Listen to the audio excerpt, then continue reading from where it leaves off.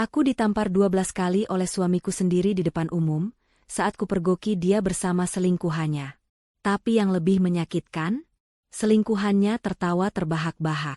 Dia pikir aku lemah. Dia salah besar. Saat itu juga, kujambak rambutnya, kusiram wajahnya dengan kopi panas, dan aku menekan tombol, rekam. Ini adalah kisahku menghancurkan karir si pelakor, dan memiskinkan suamiku dengan cara. Sebelum ceritanya dimulai, silahkan tulis di kolom komentar dari daerah mana saja teman-teman yang menonton cerita ini. Jangan lupa like dan subscribe agar channel ini bisa semakin berkembang dan bisa mempersembahkan cerita yang lebih menarik lagi.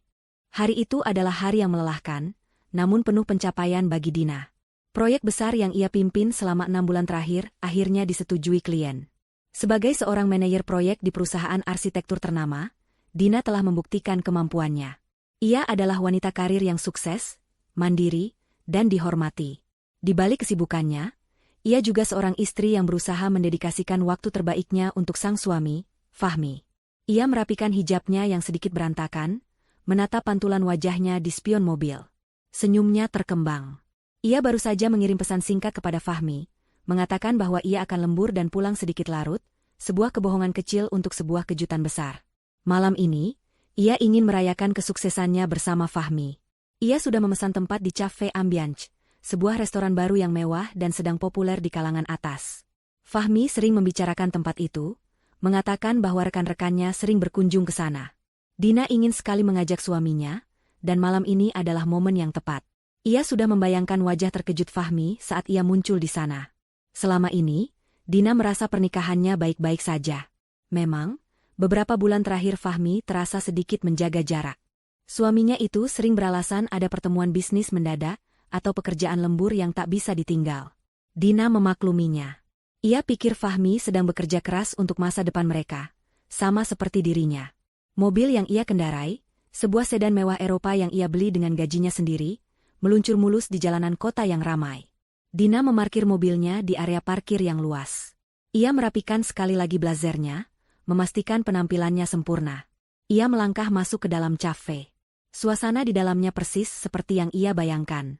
Cahaya temaram, alunan musik jazz yang lembut, dan aroma kopi premium yang bercampur dengan wangi parfum mahal para pengunjung. Tempat itu penuh dengan orang-orang kelas atas yang sedang bersantai atau melakukan pertemuan bisnis. Dina tersenyum kepada pelayan yang menyambutnya di pintu, mengatakan bahwa ia sudah memiliki reservasi tetapi ingin mencari suaminya terlebih dahulu. Dina mengedarkan pandangannya. Ia mencari sosok Fahmi. Jantungnya berdebar sedikit lebih cepat, antisipasi dari kejutan yang ia siapkan membuatnya bersemangat. Ia berjalan melewati beberapa meja, matanya menelusuri setiap sudut. Awalnya ia tidak melihat Fahmi. Ada sedikit rasa kecewa. Apakah Fahmi belum datang? Atau mungkin suaminya itu ada di area outdoor? Ia hendak berbalik untuk bertanya kepada pelayan ketika matanya menangkap sesuatu di bilik paling sudut. Bilik itu sedikit tersembunyi, dirancang untuk privasi lebih. Di sana, ia melihat seorang pria yang sangat ia kenali. Punggung itu, bahu itu, potongan rambut itu. Itu Fahmi.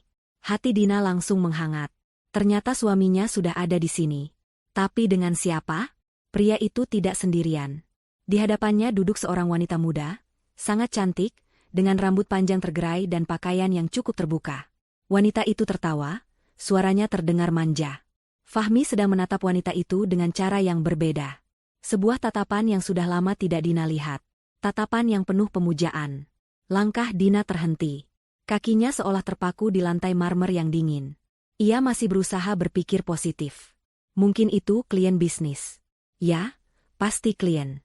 Fahmi sedang menjamu klien penting. Tapi pikiran positif itu langsung hancur berkeping-keping saat ia melihat apa yang terjadi selanjutnya. Tangan Fahmi terulur, mengelus pipi wanita itu dengan lembut. Wanita itu mendekatkan wajahnya, membisikkan sesuatu di telinga Fahmi.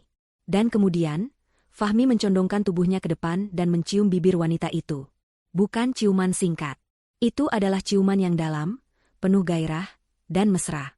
Dunia Dina serasa berhenti berputar. Suara musik jazz, denting gelas, dan obrolan para pengunjung mendadak lenyap. Yang ada hanyalah pemandangan di depannya. Pemandangan suaminya, Fahmi, pria yang ia cintai dan ia percayai, sedang bercumbu mesra dengan wanita lain. Wanita itu, Dina mengenali wajah itu sekarang. Itu Manda. Seorang selebgram yang sedang naik daun, terkenal karena gaya hidupnya yang glamor dan postingan-postingannya yang provokatif. Napas Dina tercekat di tenggorokan. Rasa hangat dari antisipasi kejutan tadi kini berganti menjadi rasa dingin yang menusuk hingga ke tulang. Ia merasa mual. Pemandangan itu begitu menyakitkan, begitu nyata. Ia ingin berbalik, lari dari tempat itu, dan berpura-pura tidak pernah melihat apapun. Tapi kakinya tidak bisa digerakkan. Ia hanya berdiri di sana, mematung, menyaksikan pengkhianatan paling menyakitkan dalam hidupnya terhampar jelas di depan matanya. Kopi pahit pengkhianatan itu kini harus ia telan bulat-bulat, dan rasanya membakar seluruh isi dadanya. Rasa syok yang membekukan Dina perlahan tergantikan oleh gelombang emosi lain. Kemarahan. Rasa sakit yang luar biasa itu berubah menjadi api yang membakar dari dalam. Bagaimana bisa Fahmi melakukan ini padanya? Setelah semua yang telah ia berikan, setelah semua kepercayaan yang ia tanamkan. Dan melakukannya di tempat umum seperti ini, tanpa rasa malu sedikitpun. Hijab yang ia kenakan terasa panas, seolah ikut merasakan betapa terhinanya ia saat ini. Dengan langkah yang kini terasa berat namun pasti, Dina berjalan menuju meja di sudut itu. Setiap langkahnya terasa seperti menginjak pecahan kaca. Ia tidak peduli lagi dengan tatapan orang-orang. Ia tidak peduli lagi dengan reputasinya atau reputasi Fahmi.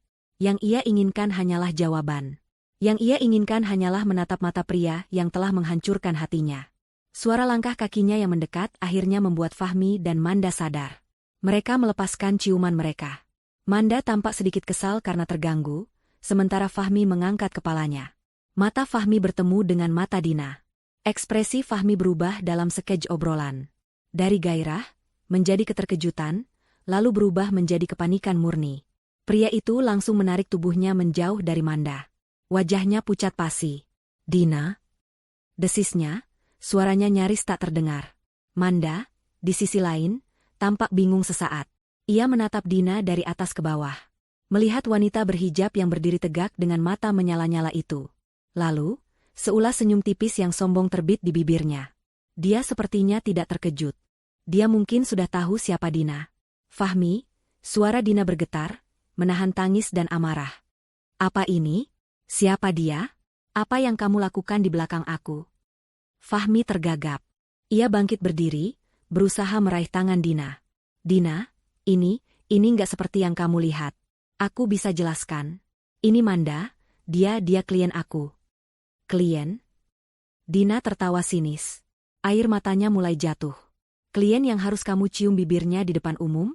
Kamu pikir aku bodoh, Fahmi? Suara Dina mulai meninggi, menarik perhatian beberapa meja di sekitar mereka. Fahmi semakin panik.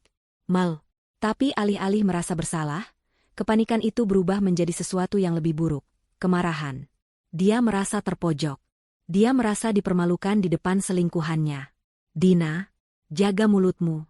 Kamu mempermalukan aku, bentak Fahmi. Aku yang mempermalukan kamu? Atau kamu yang mempermalukan aku?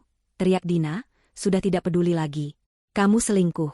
Fahmi, kamu mengkhianati aku. Diam. Fahmi membentaknya. Dan kemudian, hal yang tak pernah terbayangkan oleh Dina seumur hidupnya terjadi.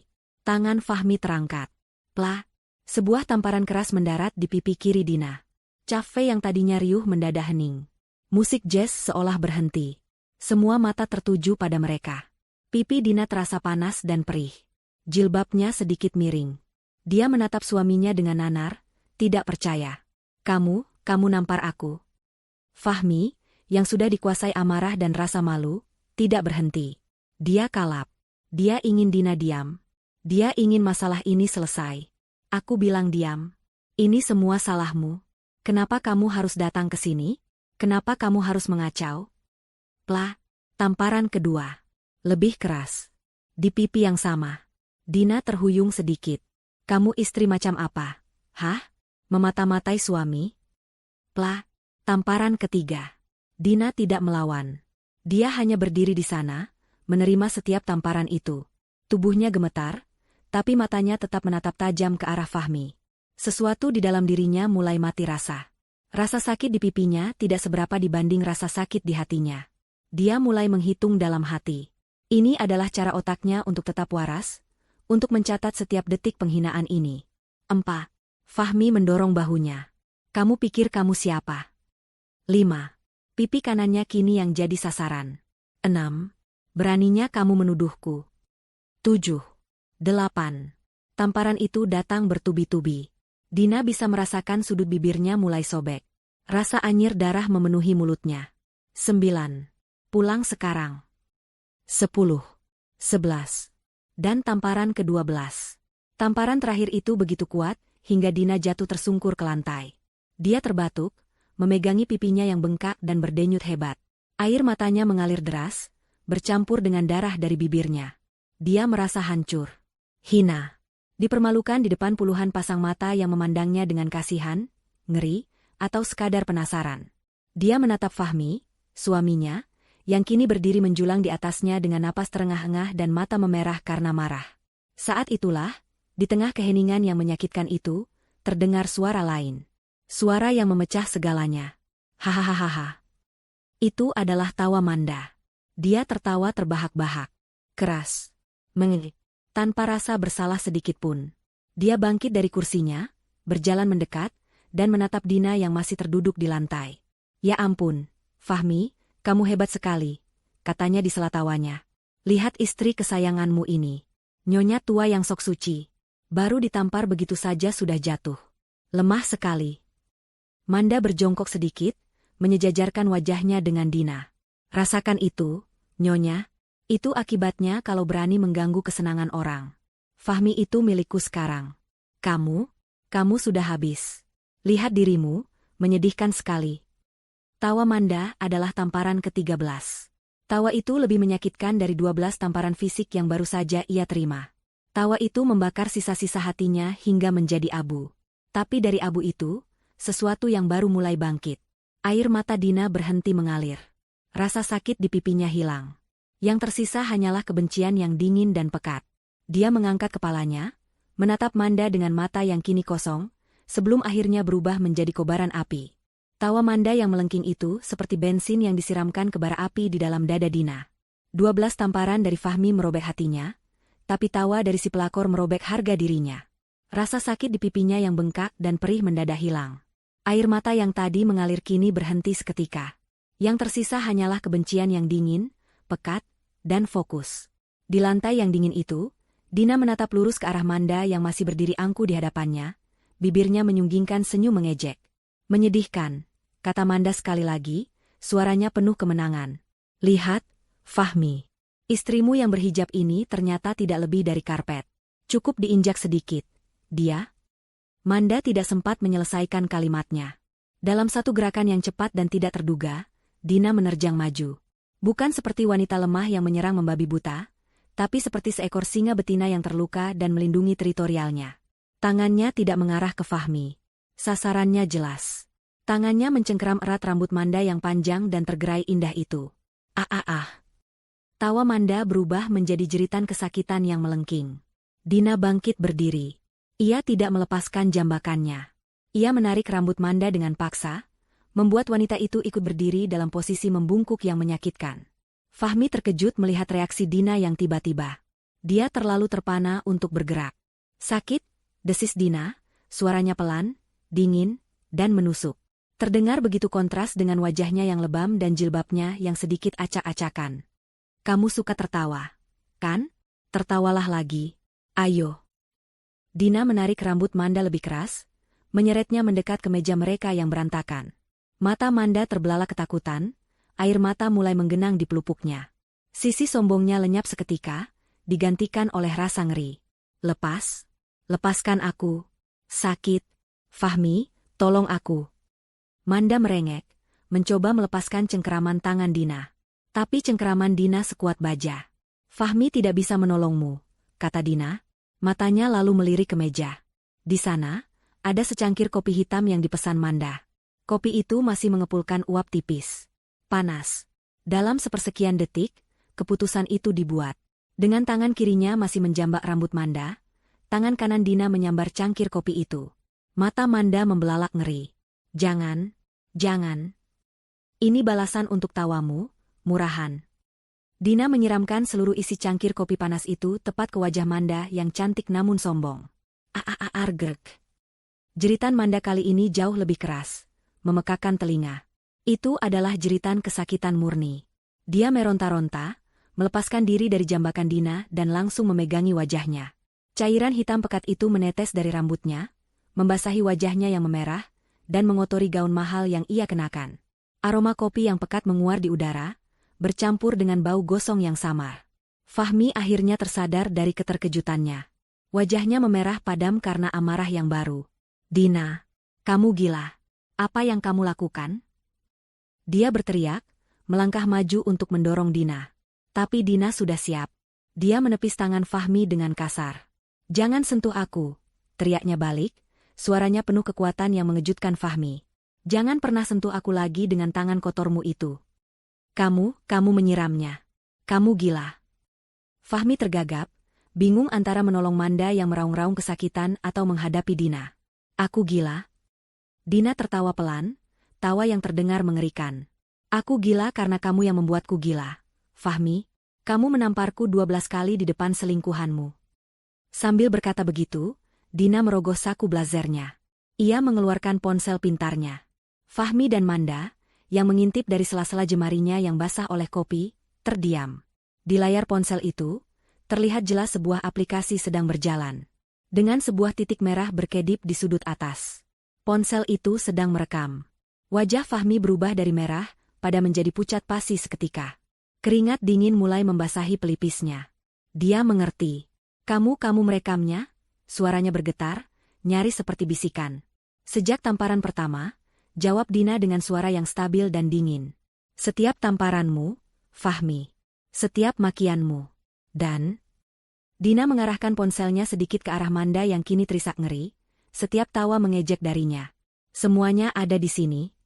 Rekaman itu menangkap segalanya. Wajah brutal Fahmi saat menampar. Wajah sombong Manda yang tertawa terbahak-bahak. Dan puncaknya, detik-detik Manda tersiram kopi. Itu adalah bukti yang sempurna. "Kamu tidak akan..." Fahmi mulai panik. "Kamu suka jadi pusat perhatian, kan, Manda?" potong Dina, matanya menatap tajam ke arah selebgram itu. "Kamu suka pamer kemesraan dengan suami orang? Mari kita buat kamu terkenal di seluruh Indonesia." Jari-jari Dina bergerak cepat di atas layar. Dia menghentikan rekaman itu. Mengeditnya sedikit dengan cepat. Mengambil bagian paling penting, rentetan tamparan, tawa Manda, dan siraman kopi. Lalu, ia membuka aplikasi TikTok. "Tidak, Dina, jangan. Aku mohon." Fahmi mencoba menerjang untuk merebut ponsel itu. Terlambat. Dina menghindar. Ia mengetikkan sebuah kalimat singkat sebagai judul video, "Detik-detik suami, Fahmi, dan pelakor, Manda, menyiksaku di cafe Ambiance." Dia tidak lupa menandai akun resmi Manda dan menambahkan lokasi cafe tersebut. Lalu, di depan mata Fahmi yang terbelalak ngeri dan Manda yang menangis putus asa, Dina menekan tombol "Unggah". Bilah unggahan berwarna biru mulai berjalan di bagian atas layarnya. Dina memasukkan kembali ponselnya ke saku. Ia merapikan jilbabnya yang sedikit miring, meskipun pipinya bengkak dan merah. Ia menatap Fahmi untuk terakhir kalinya. Tatapannya penuh dengan kebencian dan penghinaan yang tak terhingga. "Ini baru permulaan," desisnya. Kemudian, Dina berbalik. Dengan punggung tegak dan langkah yang mantap, ia berjalan keluar dari cafe Ambiance. Ia tidak menoleh ke belakang lagi. Ia mengabaikan puluhan pasang mata yang menatapnya, mengabaikan bisikan-bisikan yang terdengar. Ia melangkah keluar dari neraka itu, meninggalkan Fahmi yang membeku ketakutan dan Manda yang meraung-raung kesakitan di lantai. Di dalam mobilnya, ia mengunci pintu, dan melihat notifikasi di ponselnya. "Unggahan Anda berhasil." Dina tidak pulang ke rumah. Rumah itu bukan lagi tempatnya. Rumah itu sudah ternoda oleh pengkhianatan Fahmi. Ia mengendarai mobilnya tanpa tujuan yang jelas pada awalnya, hanya ingin menjauh dari cafe Ambiance. Adrenalin yang tadi membanjirinya mulai surut, digantikan oleh rasa sakit yang berdenyut hebat di wajahnya. Pipinya terasa terbakar. Bibirnya perih dan ia bisa merasakan rasa anyir darah di mulutnya. Ia menepikan mobilnya di tempat yang agak sepi, dan akhirnya menatap pantulan wajahnya di kaca spion. Wajah yang balas menatapnya adalah wajah orang asing. Bengkak, merah, dengan bekas tamparan yang jelas di kedua pipi. Sudut bibirnya sobek dan berdarah. Matanya sembab, tapi tidak ada lagi air mata. Yang ada hanyalah tekad yang mengeras. Dengan tangan gemetar, ia mengambil ponselnya dan memotret wajahnya dari berbagai sudut. Ini adalah bukti. Bukti fisik KDRT yang akan ia gunakan untuk menghancurkan Fahmi. Setelah itu, ia membuka aplikasi TikTok. Apa yang ia lihat membuatnya tercekat. Dalam waktu kurang dari 30 menit sejak ia mengunggahnya, video itu telah meledak. Puluhan ribu penonton. Ribuan komentar. Ratusan kali dibagikan. Notifikasinya berbunyi tanpa henti, ponselnya bergetar hebat di tangannya. Ia mulai membaca komentar-komentar itu. Ya Tuhan! Itu Manda si selebgram kan? Gila biadab. Suaminya iblis. Istri sah berhijab digituin di depan umum. 12 tamparan aku hitung. Kurang ajar. Hahaha rasain itu pelakor disiram kopi. Puas banget. Auto unfollow Manda. Perusak rumah tangga. Tolong viralkan sampai karirnya hancur. Tag brand yang endorse dia. Dan netizen bergerak lebih cepat dari yang Dina bayangkan. Video itu menyebar ke semua platform. Twitter, Instagram, Facebook. Nama Manda, Fahmi, dan Cafe Ambiance menjadi trending topik nomor 1 di Indonesia. Tagar Manda pelakor, Fahmi KDRT, dan karma kopi panas bermunculan di mana-mana. Dina akhirnya memutuskan tujuannya. Ia memesan kamar di sebuah hotel bintang 5 yang mewah, menggunakan nama samaran dan membayar tunai untuk beberapa hari ke depan. Ia butuh tempat aman untuk berpikir dan merencanakan langkah selanjutnya. Di dalam kamar hotel yang mewah dan sunyi itu, Dina menyaksikan badai digital yang ia ciptakan. Teleponnya tidak berhenti berdering. Puluhan panggilan tak terjawab dari Fahmi. Fahmi pasti sudah melihat videonya. Fahmi pasti sedang panik setengah mati. Lalu, kehancuran Manda dimulai. Akun Instagram Manda, yang tadinya penuh pujian dan komentar genit, kini dibanjiri oleh puluhan ribu hujatan. Kolom komentarnya penuh dengan makian, emoji ular, dan emoji muntah. Dalam 1 jam, Manda kehilangan lebih dari 100.000 pengikut. Lalu, brand-brand yang mengendorse Manda mulai bertindak. Tekanan publik terlalu besar. Brand skincare ternama yang menjadikan Manda sebagai duta mereka adalah yang pertama. Mereka merilis pernyataan resmi di Instagram. Kami di Skincare Cantika mengecam segala bentuk kekerasan dalam rumah tangga dan perilaku tidak etis yang merusak nilai-nilai keluarga. Menanggapi video yang sedang viral, kami memutuskan untuk menghentikan semua bentuk kerjasama dengan saudari Manda, efektif segera. Pernyataan itu seperti efek domino. Satu persatu, brand lain mengikuti. Brand pakaian, brand tas mewah, bahkan aplikasi kencan yang pernah memakai jasanya, semua merilis pernyataan serupa. Kontrak-kontrak bernilai ratusan juta, bahkan miliaran, diputus begitu saja dalam hitungan jam. Agensi model yang menaungi Manda juga mengeluarkan rilis pers, menyatakan bahwa Manda telah diberhentikan karena tindakannya telah mencoreng nama baik perusahaan. Dalam waktu kurang dari 24 jam, karir yang dibangun Manda selama bertahun-tahun hancur lebur. Dari seorang selebgram yang dipuja-puja, ia menjadi paria yang dibenci oleh seluruh negeri. Akun media sosialnya akhirnya dinonaktifkan, tapi sudah terlambat. Wajahnya yang tertawa mengejek dan wajahnya yang tersiram kopi sudah tersimpan selamanya di jejak digital.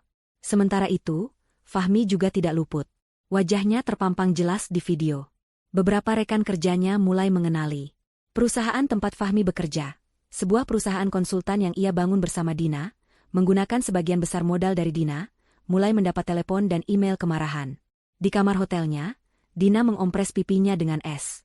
Dia melihat semua itu dengan kepuasan yang dingin. Karir Manda sudah selesai. Kini, giliran Fahmi. Teleponnya berdering lagi. Nama Fahmi muncul di layar. Puluhan panggilan. Lalu, sebuah pesan teks masuk. Penuh amarah, huruf kapital semua.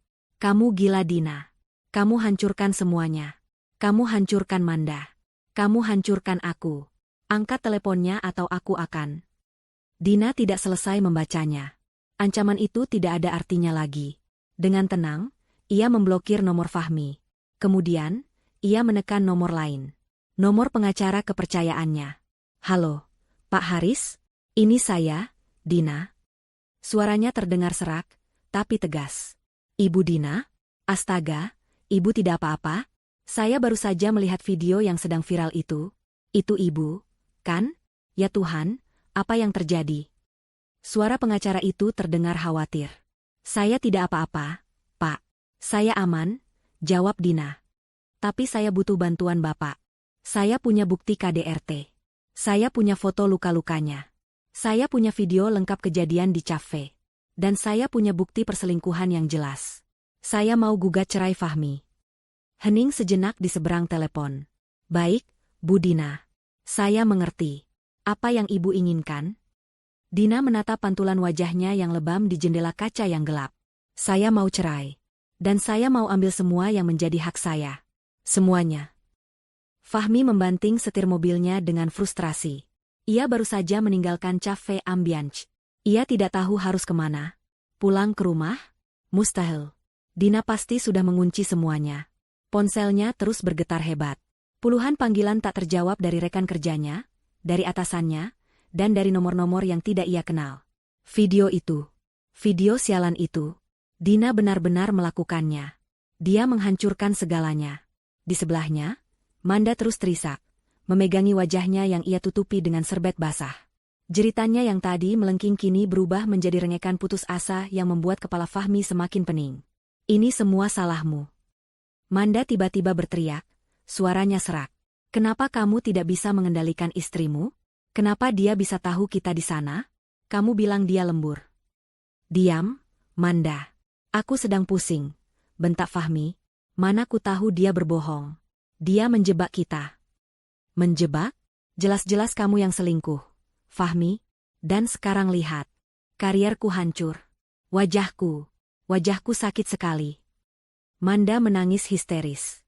Wajahnya yang cantik ini memerah dan mulai melepuh di beberapa bagian. Kopi itu benar-benar panas. Fahmi tidak punya pilihan. Ia tidak bisa membawa Manda ke rumah sakit besar. Mereka pasti akan jadi pusat perhatian. Ia juga tidak bisa pulang. Satu-satunya tempat yang terlintas di benaknya adalah tempat tinggal Manda. Ia mengarahkan mobil sedan mewah yang dibelikan Dina 3 tahun lalu sebagai hadiah ulang tahun, menuju sebuah area apartemen di pinggir kota. Fahmi selalu berpikir Manda tinggal di apartemen mewah, sesuai dengan gaya hidup yang ditampilkannya di Instagram. Kenyataannya jauh dari itu. Fahmi memarkir mobil di area parkir yang kotor di sebuah rumah susun sederhana, rusunawa, yang disewa Manda, atau yang lebih mirip disebut, kontrakan, vertikal. Udara di lorongnya pengap dan berbau lembab. Mereka naik ke lantai 4 menggunakan tangga karena liftnya rusak. Kamar Manda kecil, mungkin hanya tipe studio 21 meter persegi. Panas dan berantakan. Pakaian berserakan di mana-mana, kontras dengan citra glamor yang selalu ia tampilkan. Inilah realitas si selebgram Manda. Cuma ini tempat tinggalmu? Tanya Fahmi sinis, rasa frustrasinya memuncak. Memangnya kamu pikir aku bisa beli apartemen mewah dengan uang endorse yang baru cair 3 bulan sekali? Aku butuh uang untuk perawatan, untuk gaya hidup. Kamu pikir jadi selebgram itu gampang? Manda membanting tasnya. Sialan, kenapa kamu bawa aku ke sini? Bawa aku ke dokter. Wajahku bisa cacat permanen. Kita tidak bisa ke rumah sakit sekarang. Manda, wajah kita ada di mana-mana. Fahmi mengusap wajahnya dengan kasar. Cari kompres atau obat apa saja yang kamu punya. Minggu itu dimulai seperti di neraka. Mereka berdua terkurung di dalam kontrakan sempit yang panas itu. Manda menghabiskan hari-harinya di depan cermin, menangisi wajahnya yang kini bengkak dan memar, bercampur dengan luka bakar dari kopi. Ia mengoleskan salep murah yang dibeli Fahmi dari apotek 24 jam. Ponselnya sudah ia matikan. Ia tidak sanggup lagi melihat jutaan hujatan dan notifikasi dari bank yang memberitahukan pembatalan transfer dana endorsement. Karirnya benar-benar tamat. Fahmi, di sisi lain, sibuk berusaha menghubungi Dina. Tapi nomornya diblokir. Ia mencoba menghubungi kantor, tapi sekretarisnya mengatakan bahwa para pemegang saham, yang ia baru ingat mayoritas adalah kerabat Dina, sedang mengadakan rapat darurat tanpanya. Ia mulai merasa cemas. Namun, kecemasan itu selalu tertutup oleh egonya yang selangit. Dia pikir dia siapa?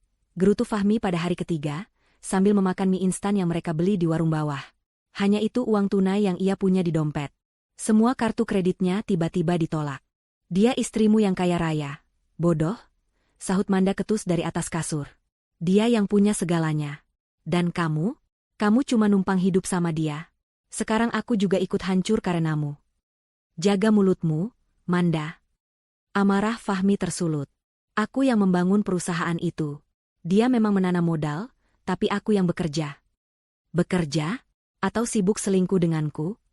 Itu karena dia tidak pernah punya waktu untukku. Dia sibuk dengan hijabnya, sibuk dengan rapatnya. Dia istri yang dingin. Dan sekarang istri dingin itu akan mengambil semuanya darimu. Manda tertawa sinis. Lalu kita berdua akan jadi gembel di kontrakan busuk ini. Fahmi terdiam. Ketakutan Manda mulai masuk akal. Tapi ia menepisnya. Tidak. Dina mencintainya. Dia yakin itu. Selama ini Dina selalu memaafkannya. Ini hanya luapan emosi sesaat. Dia pasti akan menyesal telah mengunggah video itu. Kamu tenang saja, kata Fahmi, berusaha meyakinkan Manda, namun lebih untuk meyakinkan dirinya sendiri. Ia duduk di tepi kasur, membelai rambut Manda yang lepek. Dina itu emosi sesaat. Setelah dia tenang, dia pasti akan memohon aku kembali. Dia tidak bisa hidup tanpaku. Kamu terlalu percaya diri, cibir Manda. Dengar, Fahmi menatapnya serius. Masalah video itu, biarlah. Nanti juga orang lupa. Masalah kariermu, nanti aku bantu lagi kalau aku sudah pegang kendali perusahaan. Yang penting sekarang adalah harta. Harta apa? Hartanya dia. Harta kita, ralat Fahmi. Harta Gonogini. Hukum di negara ini jelas. Apapun yang didapat selama pernikahan, adalah milik bersama. Termasuk rumah mewah seharga 25 miliar itu. Itu rumah kita. Itu atas nama kita. Aku yakin aku bisa mengurusnya. Dia sedikit ragu saat menyebut atas nama, tapi egonya cepat-cepat menutupinya. Setelah aku menceraikannya nanti, aku akan menuntut setengah dari nilainya. 12,5 miliar.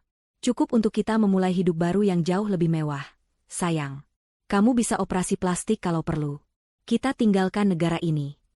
Fahmi tersenyum licik. Rencana itu terdengar sempurna di telinganya. Dia akan membiarkan Dina tenang selama seminggu ini. Dia tidak akan mengganggunya. Biarkan istrinya itu mendinginkan kepala.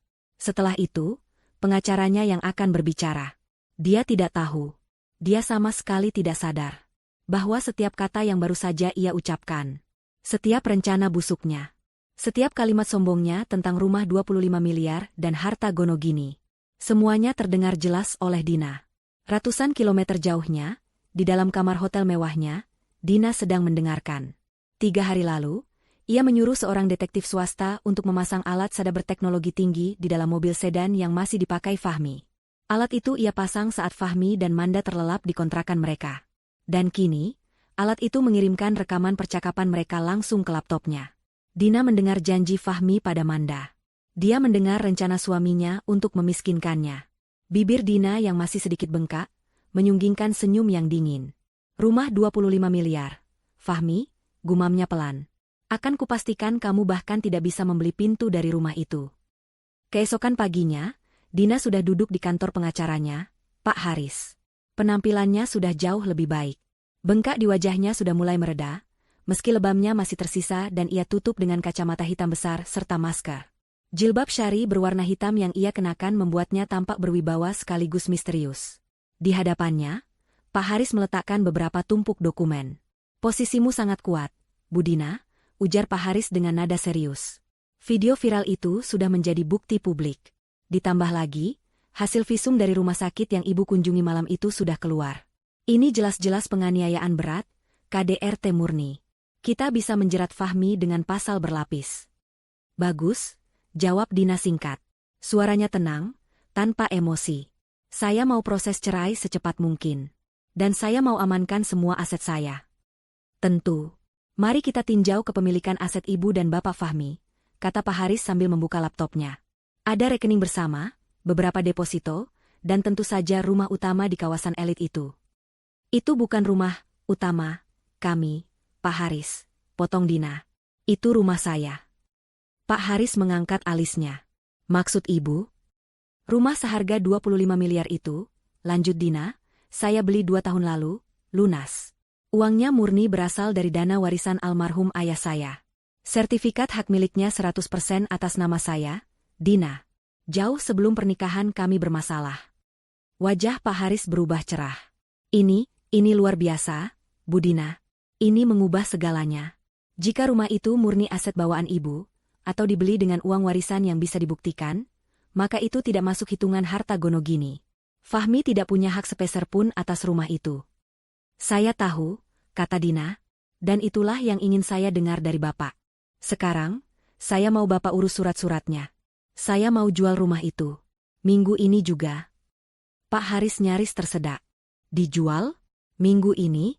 Bu Dina, Menjual properti senilai 25 miliar itu butuh waktu berbulan-bulan, bahkan mungkin tahunan, untuk mendapatkan harga yang pas.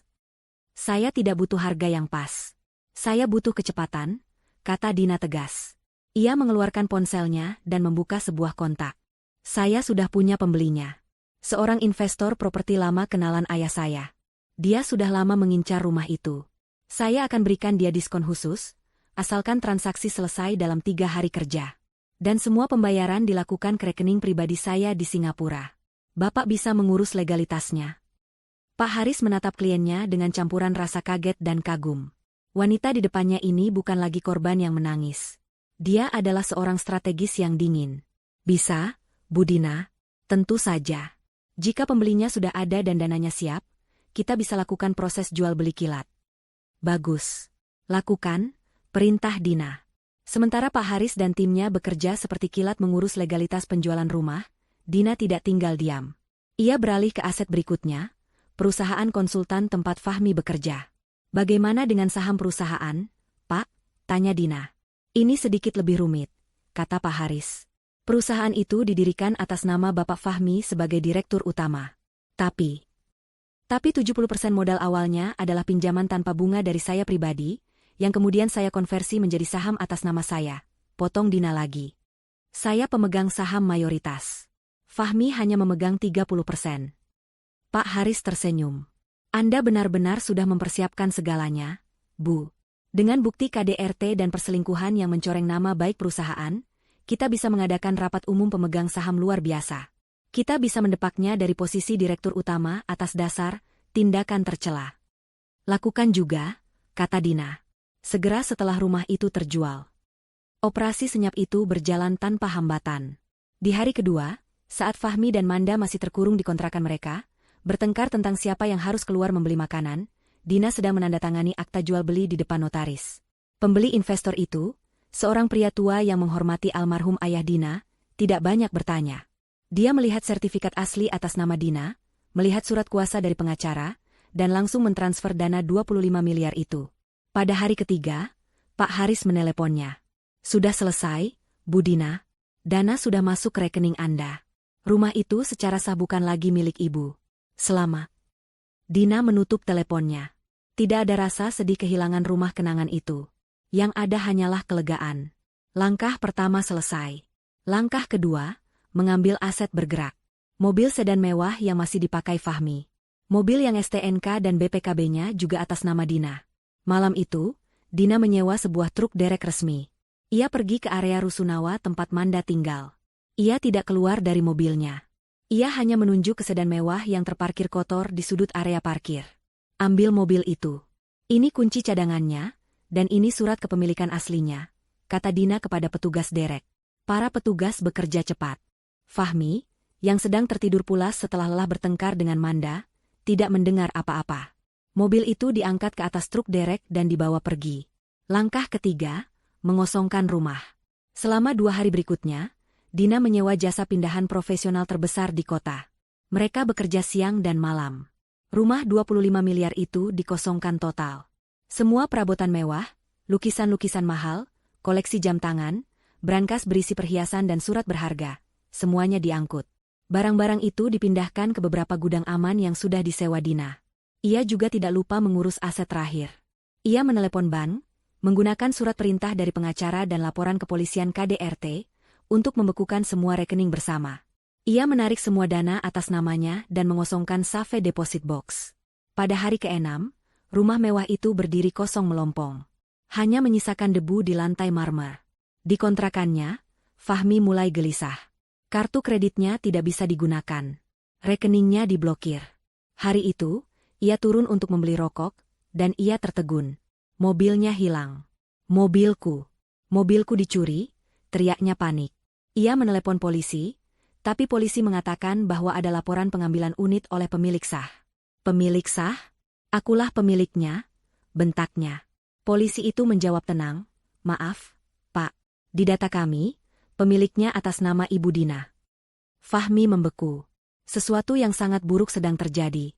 Dina tidak sedang mendinginkan kepala. Dina sedang berperang. Sialan, umpatnya. Dia harus pulang. Dia harus bicara dengan Dina. Dia harus menghentikan kegilaan ini. Dia berlari ke jalan raya, menyetop taksi, dan berteriak, "Jalan ke perumahan Mutiara Hijau. Cepat!" Dia tidak tahu bahwa dia sedang berlari menuju kehancuran terbesarnya. Selama Fahmi dan Manda terkurung dalam neraka pribadi mereka di kontrakan sempit, Dina bergerak seperti bayangan. Dia telah berubah.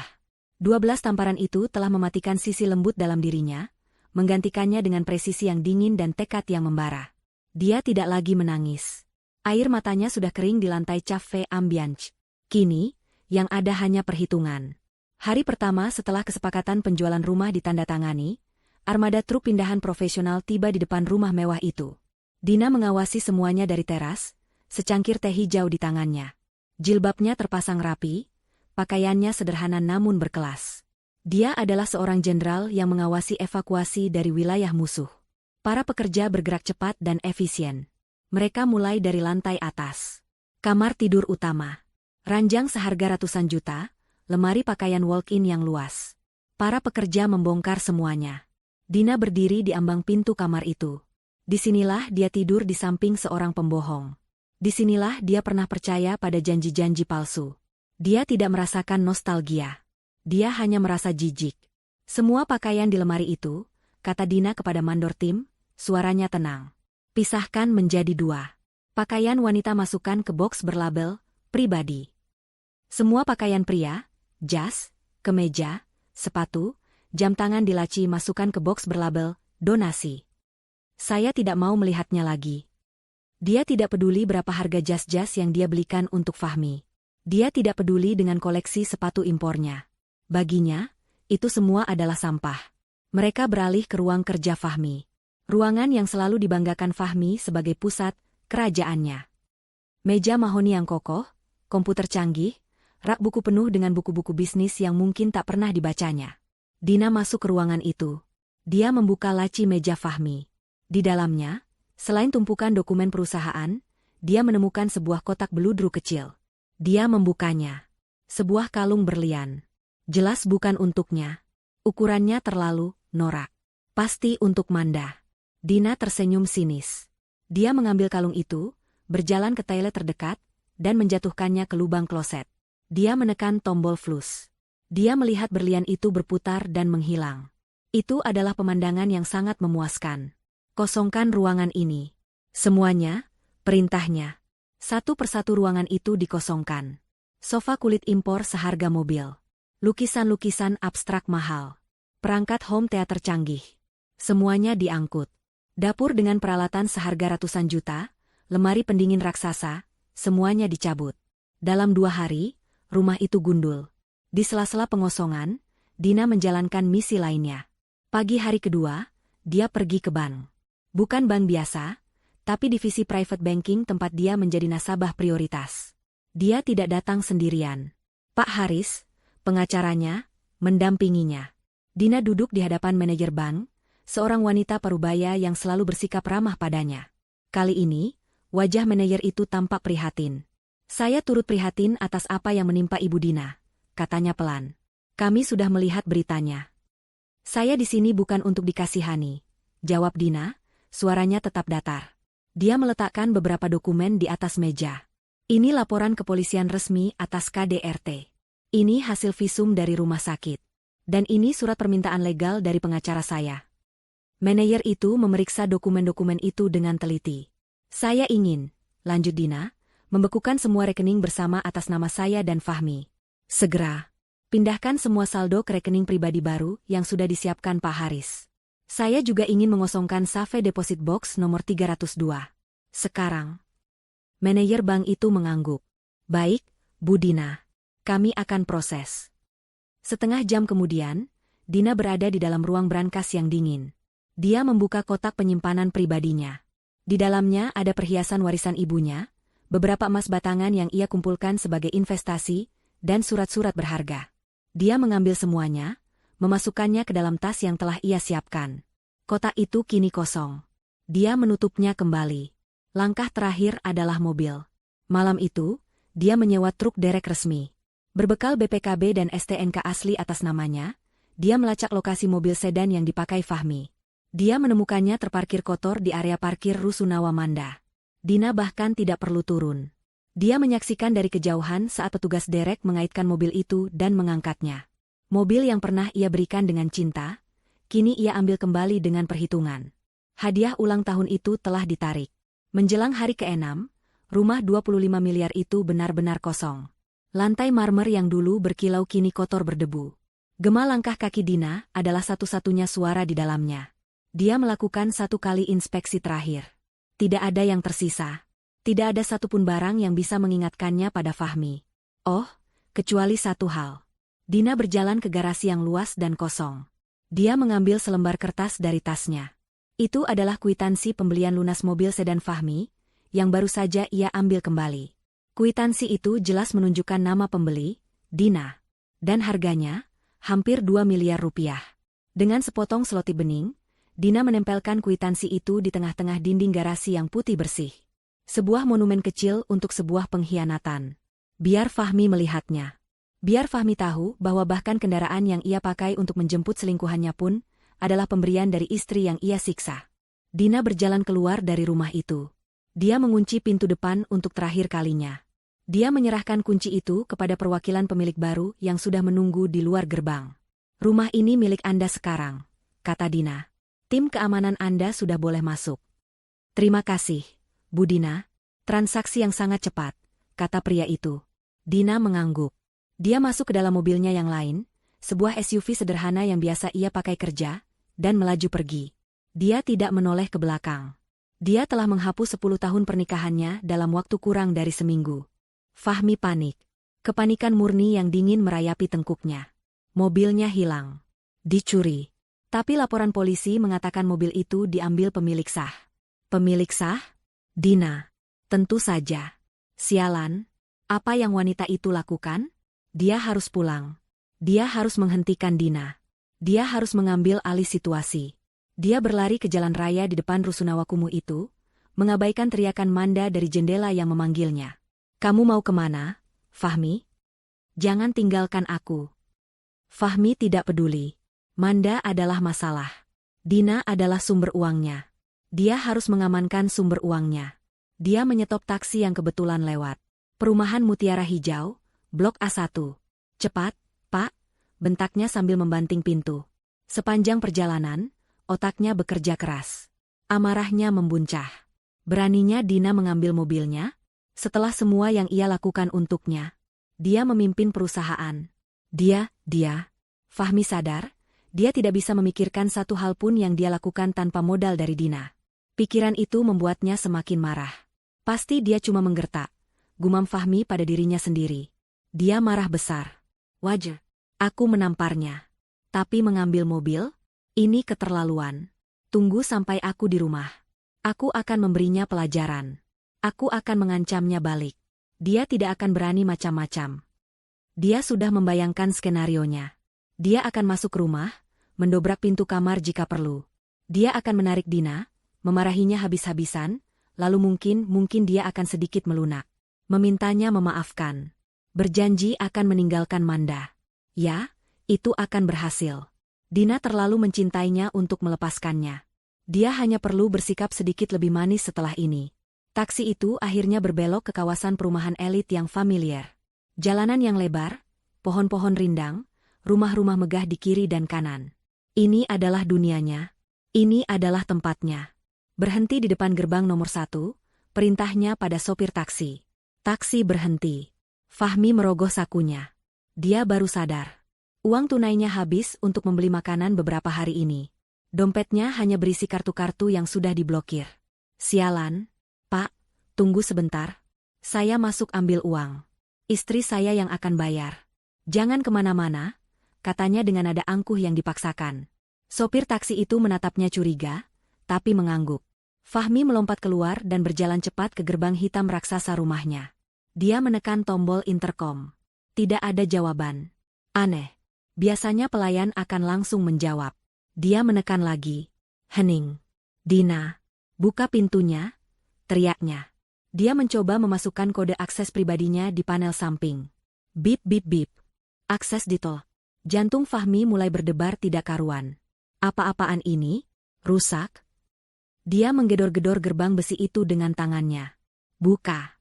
Ini saya, kami. Satpam. Pelayan. Buka pintunya. Tiba-tiba, pintu pos satpam kecil di balik gerbang terbuka. Tapi yang keluar bukan Udin, satpam yang biasa berjaga.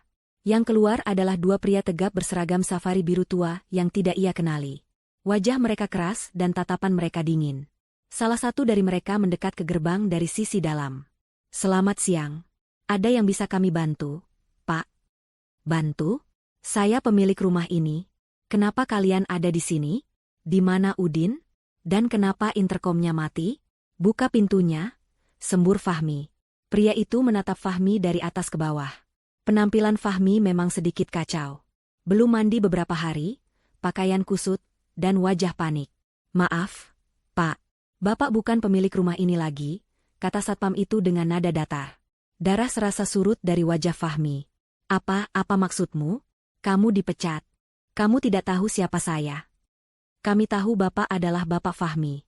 Tapi rumah ini sudah resmi dijual oleh pemilik sahnya, Ibu Dina, 3 hari yang lalu, jelas satpam kedua, yang kini berdiri di samping rekannya.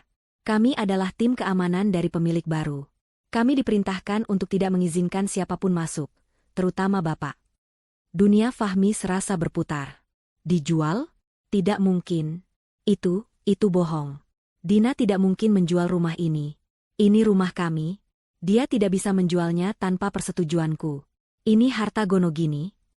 Menurut dokumen legal yang kami pegang, sertifikat rumah ini 100% atas nama Ibu Dina.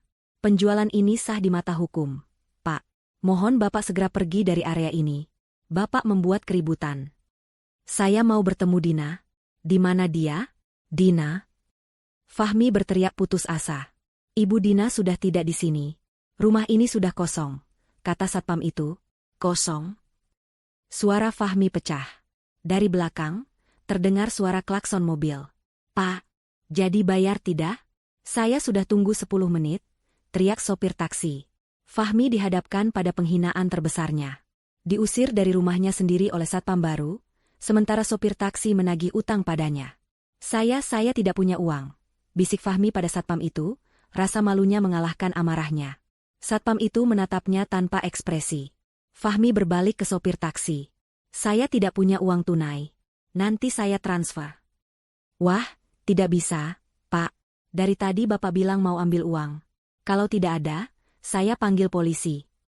Fahmi benar-benar terpojok. Dia melihat ke rumahnya. Kosong. Dijual. Dia melihat ke taksi. Dia tidak punya uang. Dia tidak punya apa-apa. Tolong, Fahmi memohon pada satpam itu. Izinkan saya masuk. Sebentar saja. Saya hanya ingin melihat. Saya tidak percaya ini. Satpam itu saling berpandangan. Mungkin merasa sedikit kasihan, atau mungkin hanya ingin Fahmi cepat pergi dan berhenti membuat keributan. Salah satu dari mereka akhirnya membuka gerbang kecil di samping gerbang utama. Baik. 5 menit. Hanya sampai teras. Jangan cobal tentu. Ini adalah kerangka cerita 10 bab yang penuh intrik, kemarahan, dan pembalasan yang memuaskan, sesuai dengan permintaan Anda. Fahmi menatap selembar kwitansi itu. Tangannya gemetar hebat. Kwitansi lunas, 2 miliar rupiah, atas nama Dina. Di bawahnya, tulisan tangan istrinya yang rapi dan tegas. Sudah kuambil kembali apa yang jadi milikku. Lunas. Ini bukan gertakan. Ini bukan kemarahan sesaat. Ini adalah sebuah eksekusi. Dia terhuyung mundur, keluar dari garasi. Dia menatap rumah yang kini bisu dan gelap di hadapannya. Kosong. Kata itu bergema di kepalanya. Kosong. Kosong. Kosong. Seperti hidupnya sekarang. Dina, teriaknya sekuat tenaga. Suaranya sendiri memantul kembali padanya, ditelan oleh dinding-dinding telanjang dan ruangan-ruangan hampa. Gema itu terdengar seperti tawa yang mengejek. Tidak ada jawaban. Tidak ada pelayan. Tidak ada istri. Tidak ada siapa-siapa. Dia merogoh ponselnya dengan panik. Baterainya tinggal 5%. Sialan. Dia harus cepat. Dia mencoba menelepon Dina. Masih diblokir. Tentu saja. Bodoh. Dia menelepon kantornya. Dia adalah direktur utama. Mereka harus menurutinya. Panggilan itu tersambung ke meja sekretarisnya. Selamat sore, PT Cipta. Rina, ini saya, Fahmi, cepat sambungkan saya ke bagian keuangan. Kenapa semua kartu saya diblokir? Dan apa-apaan ini, kenapa Dina bisa menjual rumah tanpa izin saya? Semburnya tanpa jeda. Hening sejenak di seberang sana. Lalu suara Rina terdengar, dingin dan profesional. Tidak seperti biasanya. Maaf, Bapak Fahmi. Saya tidak bisa menyambungkan Bapak. Berdasarkan hasil rapat umum pemegang saham luar biasa yang diadakan 3 hari lalu, Bapak Fahmi sudah resmi diberhentikan dari posisi Direktur Utama dan dari semua jabatan di perusahaan ini, efektif segera. Fahmi merasa lantai marmer di bawah kakinya bergoyang. Apa? Diberhentikan? Rapat apa? Kalian tidak bisa melakukan itu. Saya yang mendirikan perusahaan ini. Maaf, Pak. Ibu Dina, sebagai pemegang 70% saham perusahaan, telah mengajukan mosi tidak percaya dengan bukti kuat bahwa tindakan Bapak, terkait video KDRT yang viral, telah mencoreng nama baik perusahaan dan merugikan klien. Keputusan ini sudah final dan sah secara hukum. Mohon untuk tidak menghubungi kantor ini lagi. Klik. Telepon ditutup. Napas Fahmi tercekat. Diberhentikan? Dipecat? Dari perusahaannya sendiri? Tidak. Tidak mungkin. Dia menatap layar ponselnya yang berkedip-kedip. Baterai sekarat. 1 panggilan terakhir. Bang. Dia harus tahu. Dia menekan nomor call center prioritasnya. Selamat sore, Bapak Fahmi. Ada yang bisa kami? Jangan banyak bicara. Cek rekening saya. Semua rekening saya. Kenapa saya tidak bisa transaksi? Kenapa kartu saya ditolak? Suara operator itu terdengar tenang, namun tegas. Mohon tunggu sebentar, Pak. Baik. Menurut data kami, semua rekening bersama atas nama Bapak dan Ibu Dina telah dibekukan dan dikosongkan atas permintaan pemilik rekening utama, Ibu Dina. Apa dasarnya? Dia tidak bisa melakukan itu. Dasarnya adalah laporan kepolisian resmi nomor LP123X 2025 atas tindakan KDRT dan penganiayaan, Pak. Dan juga surat perintah dari pengadilan. Semua aset di rekening bersama telah diamankan oleh Ibu Dina. Saldo Anda di rekening pribadi, 0 rupiah, Pak. Dan semua fasilitas kartu kredit Anda, yang jaminannya adalah rekening tersebut, juga sudah kami tarik permanen. Layar ponsel itu mati. Baterainya habis. Fahmi menatap layar hitam di tangannya. 0 rupiah. Dipecat. Rumah dijual. Mobil diambil. Dia tidak punya apa-apa lagi. Pria itu terdiam. Keheningan di rumah kosong itu terasa memekakan telinga. Dia berdiri di tengah aula utama yang luas. Tempat di mana dulu tergantung lampu kristal seharga 500 juta. Kini yang ada hanya bekas lubang di plafon. Tiba-tiba, matanya menangkap sesuatu. Di tengah lantai marmer yang berdebu itu, tergeletak sebuah map coklat besar. Satu-satunya barang yang tersisa di seluruh ruangan. Dengan kaki yang terasa seperti timah, dia berjalan mendekat. Dia berlutut. Tangannya gemetar hebat saat membuka tali map itu. Dia menarik isinya keluar. Lembar pertama adalah salinan akta jual beli rumah itu. Terjual. Sah. Ke pemilik baru. Lembar kedua adalah surat gugatan cerai. Di sana tertulis jelas alasan-alasannya. KDRT, dengan lampiran hasil visum dokter yang merinci setiap lebam dan luka sobek di bibir Dina. Perselingkuhan, dengan lampiran transkrip rekaman alat sadap. Pembicaraannya dengan Manda di kontrakan. Rencananya merebut rumah 25 miliar itu. Semuanya ada di sana. Dina tahu. Dina mendengar semuanya. Lembar ketiga adalah surat pemecatannya dari perusahaan. Ditandatangani oleh seluruh Dewan Komisaris. Dan lembar terakhir adalah surat perintah penahanan dari kepolisian atas laporan KDRT yang diajukan Dina. Statusnya kini adalah tersangka. Tidak ah. Bisikan itu keluar dari tenggorokannya. Lalu, bisikan itu berubah menjadi tawa. Tawa pelan yang aneh. Dia menertawakan kebodohannya sendiri. Dia menertawakan Dina yang bergerak begitu cepat. Tidak. Tawa itu berubah menjadi geraman. Tidak aaaka. Fahmi menjerit. Itu bukan jeritan manusia. Itu adalah raungan binatang yang terluka parah. Dia berdiri, meremas surat-surat itu di tangannya. Dia histeris. Dia berlari ke dinding dan memukulnya dengan sekuat tenaga. Dina, bangsat, kamu hancurkan aku. Dia menendang udara kosong. Dia menjambak rambutnya sendiri. Dia berlari dari satu ruangan kosong ke ruangan kosong lainnya, berteriak, mengumpat, dan menangis. Gemas suaranya sendiri menyiksanya. Rumah ini, Simbol kesuksesannya, kini menjadi penjara kosong yang menertawakan kejatuhannya. Dia jatuh berlutut di lantai marmer yang dingin. Dia memukul-mukul lantai itu sampai buku-buku jarinya berdarah. Dia menangis meraung-raung. Bukan tangis penyesalan, tapi tangis kemarahan. Tangis seorang raja yang kerajaannya telah direbut dalam semalam. Dia miskin. Dia gelandangan. Dia tersangka. Dia benar-benar hancur. Dia tidak punya apa-apa lagi. Di luar, kedua satpam baru itu mendengar raungan histeris itu. Mereka saling berpandangan. Sudah gila orang ini, kata salah satu dari mereka. Mereka masuk ke dalam, menarik Fahmi yang sudah tidak melawan lagi. Pria itu terkulai lemas. Energinya habis oleh amarah. Mereka menyeretnya keluar dari gerbang. Pergi, Pak. Jangan kembali lagi. Atau kami panggil polisi. Gerbang besi itu ditutup dengan suara debam yang keras. Menutup babak kemewahan dalam hidup Fahmi. Selamanya. Fahmi duduk di trotoar di depan gerbang yang kini tertutup rapat. Dia menatap rumah itu dengan pandangan kosong. Dia bukan lagi pria angkuh yang turun dari taksi beberapa jam lalu. Dia adalah seorang pria hancur. Bajunya kotor karena debu lantai, buku-buku jarinya berdarah, dan matanya merah bengkak karena tangisan histeris. Dia tidak punya uang. Dia tidak punya ponsel. Dia tidak punya mobil.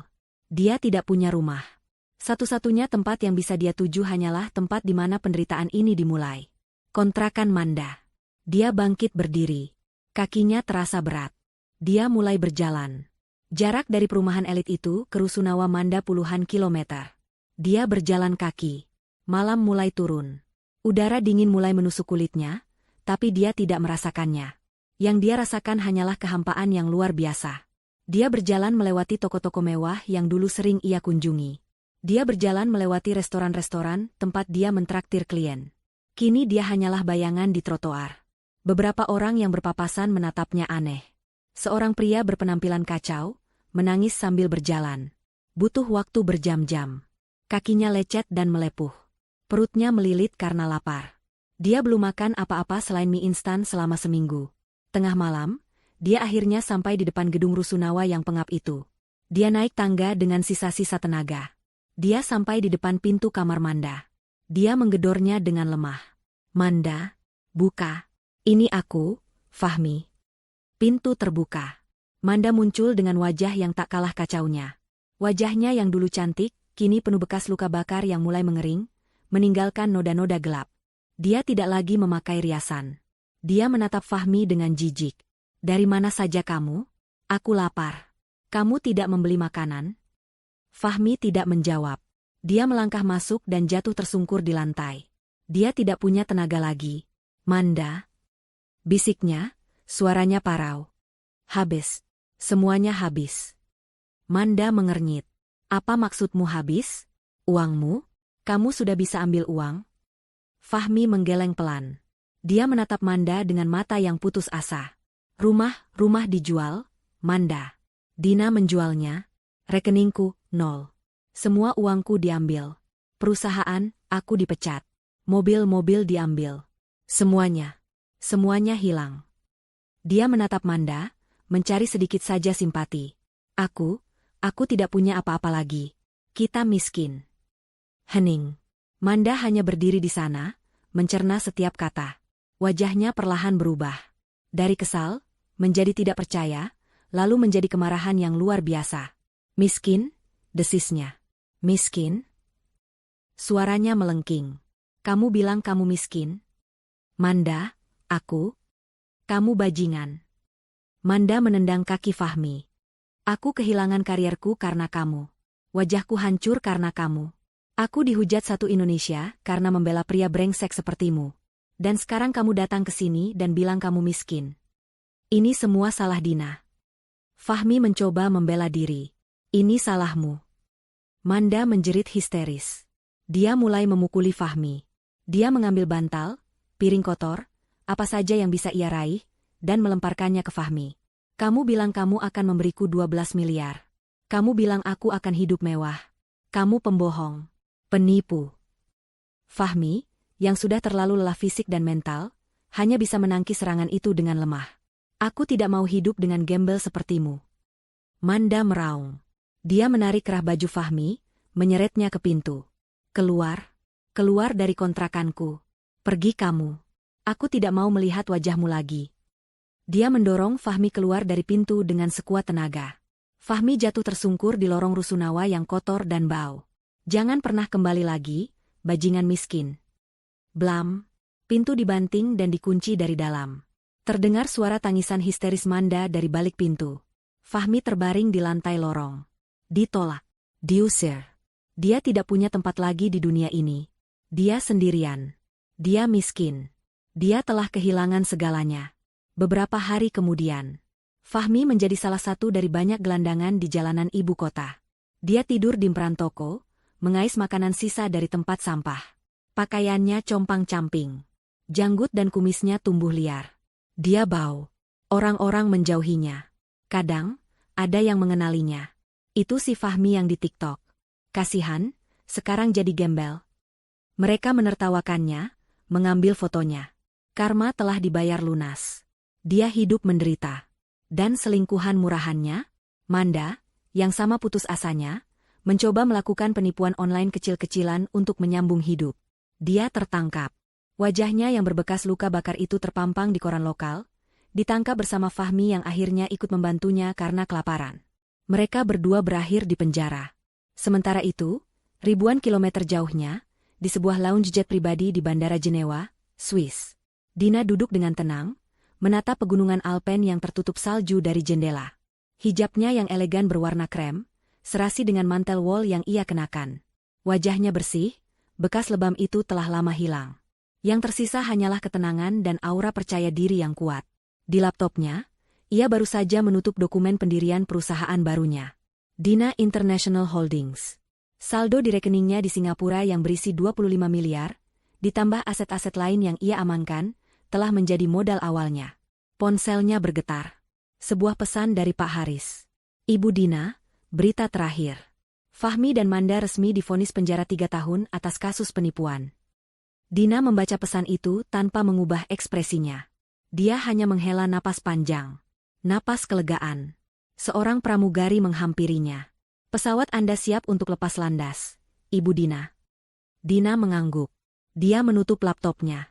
Dia mengambil gelasnya, berisi jus apel segar. Dia menatap cairan emas di gelas itu. Kopi pahit hanya untuk masa lalu, gumamnya. Dia tersenyum. Senyuman tulus yang memancarkan kekuatan dan kebebasan. Dia berdiri, merapikan hijabnya, dan berjalan mantap menuju jet pribadi yang akan membawanya ke kehidupan baru. Kehidupan di mana dia adalah pemilik segalanya, dan tidak ada lagi yang bisa menamparnya.